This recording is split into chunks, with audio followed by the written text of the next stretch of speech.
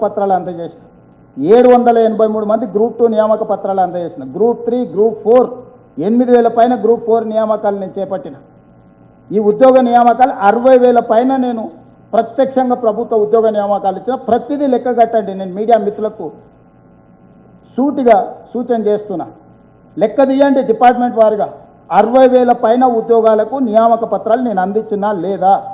ఇవాళ 20,000 పైచిలకు ఉద్యోగాల నోటిఫికేషన్లు ఇచ్చినా లేదా? నన్నేంది అడిగేది? నువ్వు వీసీలు వైస్ ఛాన్సలర్స్ని కూడా నియమించలే.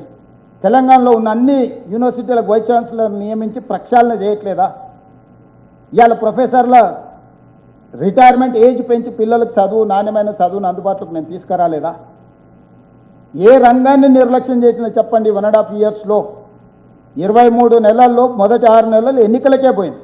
మిగిలిన 1.5 ఇయర్లో నేను సాధించిన విజయాలు కావా? సన్న బియ్యం నేను ఇచ్చిన కాదా? నేను ఇచ్చిన రేషన్ కార్డులు లేవా? నేను ఇచ్చిన ఉచిత కరెంటు ఇండ్లకు 50 లక్షల కుటుంబాలకు రావడం లేదా? ఆడబిడ్డలకు ఆర్టీసీ బస్సు ఉచిత ప్రయాణం లేదా?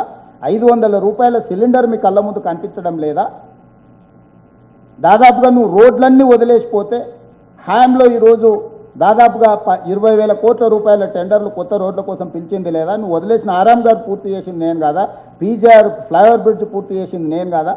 ఈరోజు మెట్రో విస్తరణ కోసం మెట్రోని బ్లాక్మెయిల్ చేసి 3 ఏళ్ళు ఆలస్యం చేసి 6,000 కోట్లు దాని భారాన్ని పెంచి దివాలా తీపించే పరిస్థితి వస్తే, మెట్రో విస్తరణకు సహకరించకపోతే డిజిన్వెస్ట్మెంట్ పేరు మీద పబ్లిక్ సెక్టర్ యూనిట్స్ అన్నిటిని కేంద్ర ప్రభుత్వం అమ్ముకుంటుంటే ఇవాళ మెట్రోని నేను టేక్ ఓవర్ చేసిన. మెట్రోను విస్తరించడానికి నేను ప్రయత్నం చేసిన. హైదరాబాద్ నగరానికి గోదావరి జలాలను తీసుకురావడానికి నేను ప్రయత్నం చేస్తున్నాను.